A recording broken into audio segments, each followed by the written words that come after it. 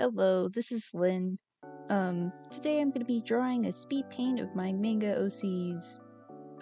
Warning, since it's speed paint and stuff, there's going to be a lot of flashing. There's going to be some jump scares from when I took references from Blender. Yeah, so on and so forth.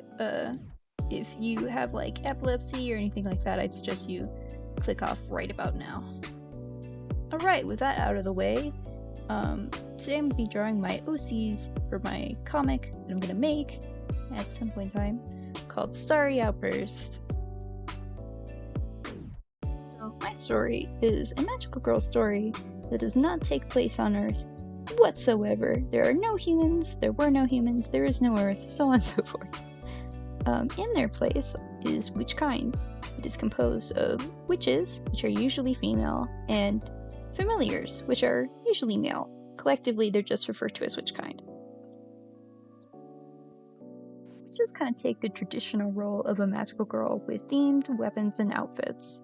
As you can see here, I didn't really have a reference, so I was just kind of spitballing outfits for these dudes. The tricky part, though, is in Starry Outbursts, the mascot or familiar that they're attached to at the moment does have influence on what their magical girl outfit looks like in that moment. So that is very difficult when I don't have a base form ready. So I restarted. I did it over again. From left to right, the characters I'm drawing here for my first reference sheet is Hecate, Lucilia, Violetta, Corbin, and Jelly. Violetta is the antagonist of the series, but I decided I wanted to put her there first in my references because I kind of have a bunch of references lying around for Corbin. I figured it wouldn't be too hard to adjust him to what style I wanted the series to look like. But Violetta, on the other hand, I have like a very specific idea of how I want her to look. And to be honest, I was not entirely satisfied with this reference. I might redo it later in another video for some other time. Yeah, I forgot to mention, this video will have 2 parts. Yeah, I probably should have said that earlier. Too late now. I decided I wanted Violetta in this version to kind of have like a soldier look and kind of dulled down colors in her magical girl form. Kind of to show that this isn't exactly what she wants. She's being kind of used. She may be an antagonist, but she's not the big bad of the series. Which, to be honest, I still haven't figured out who that's gonna be yet. I have my ideas, but I don't know where the endgame's gonna be at. So yeah. Next up is Corbin. Corbin is my protagonist, and he is not a witch. Or, a magical girl in this case, I guess. But he is a familiar. So familiars in this story are typically male, and instead of having a magical girl form, they instead kind of transform into animal mascots of sorts. So where witches are able to use magic and turn it into things like, use to summon their weapon, or fly, or maybe make things, I guess. Familiars instead have magic inside their bodies that they are unable to turn into energy or materials. So yeah, if he has too much magic inside his body, this boy is gonna be very sick. It's gonna be very bad. So yeah, usually witches and familiars will make a bond. So the witch can do cool stuff with the magic and use it, and the familiar can have some of that excess magic taken out of him and, not die. So, fair game, I guess. In case you're wondering why I made Corbin the main character of my story and not a magical girl, that is because originally, Corbin started off as my fanfiction where QB had fallen in love with a magical girl, and one of them made a wish that he could have feelings and become human so they could be together. And I didn't have any details for the magical girl, just him. So, yeah, I got attached to the character, but not the idea. That second picture I had in the background of the intro, that was actually one of my first concepts for Starry Outburst. That wasn't, around Madoka Magica fanfiction. I think you can slightly see some of the old QB aspects in his little familiar form with the little long ear things. I don't know what those are. I decided that I wanted to have like a little bloop bloop on his chest to kind of like match his bangs, and I really, really love it.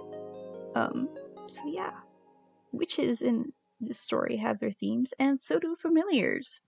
Corbin's theme by nature is kind of like a starry ocean, and when he bonds with his partner witch, Lucilia, she kind of takes some of those aspects into her form. Not a lot, but some of them. And when she is in her magical girl form, he takes on some of her aspects as well. Like the cherries and the chocolate and, the little sweets and stuff. Next up is Jelly. I probably should have done Lucilia next, but I didn't. So yeah.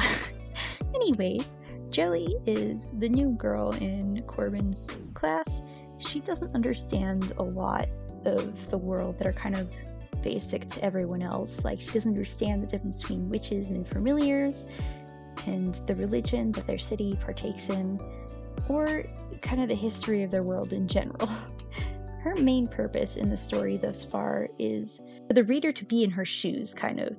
When she's asking those questions, you're getting answers too! Yay! And also, why the hell is this child so uneducated? You will find out when I get there. I also wanted Jelly to be asking these questions, so, there's someone questioning why the way their society is the way it is. And second of all, Jelly isn't really from the main city that the story takes place in, which is kind of peculiar to everyone since they don't really know where she comes from, and neither does she. So that's interesting. Jelly is gender fluid, like me, yay! And had a very difficult time trying to come up with an alternative name for Jelly. I mean, to all those other gender fluid folks out there, you don't need one, but I have an alternative name, and I thought that would be interesting if I gave one to Jelly too. And I was thinking of, like, a bunch of really bad names, like Gelato and Gummy Bear. Yes, Gummy Bear was a legitimate consideration there for a bit. I decided that was kind of terrible.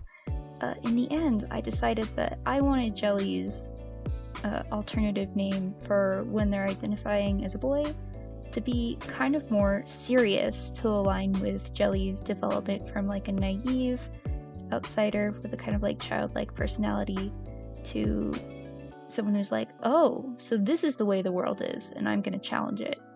So I decided on Thrones to kind of match Jelly's kind of angel aesthetic. Jelly is the only character in my story thus far that's like a specific kind of animal. Violetta is kind of vaguely a deer, and Lucilia is kind of like vaguely a domestic cat, where Jelly is very specifically a harpy eagle. I chose this because since Jelly kind of has an angel theme in their magical form, that I would want to go with a bird that was kind of similar. So I went with a harpy because in illustrations of phoenixes, they're usually based on a harpy eagle. And yeah, I like that. I went with it, and it was fantastic. I did change up some of Jelly's body for their angelic form, like their eyes change ever so slightly a different color, and their wings kind of go more sunset-ish. I was gonna put some of those brown markings from the harpy eagle on Jelly's wings, but in the end I felt like it just didn't fit. And yeah, I had a bit of a difficult time trying to figure out what to put for Jelly's legs. And I figured not only would leather belts cover the appropriate amount of leg, but it would also kind of reference Jelly's pants. Jelly is probably the only magical girl character in this universe that does not wield a weapon. Most other characters have like a sword or a shield or a mace, so on and so forth, whereas Jelly just has a goblet. I think you can see at this point in the speed paint that my progress didn't save, but it did in the speed paint, so I lost the background and I had to do it all over again, which wasn't that difficult, but it still pained me. And here is the final result.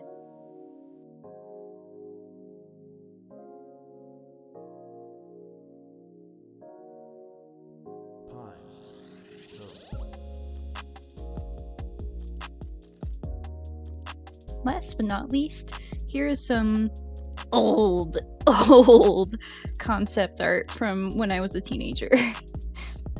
Thank you so much for watching the fruits of my labor, and I'll see you in the next one. Bye!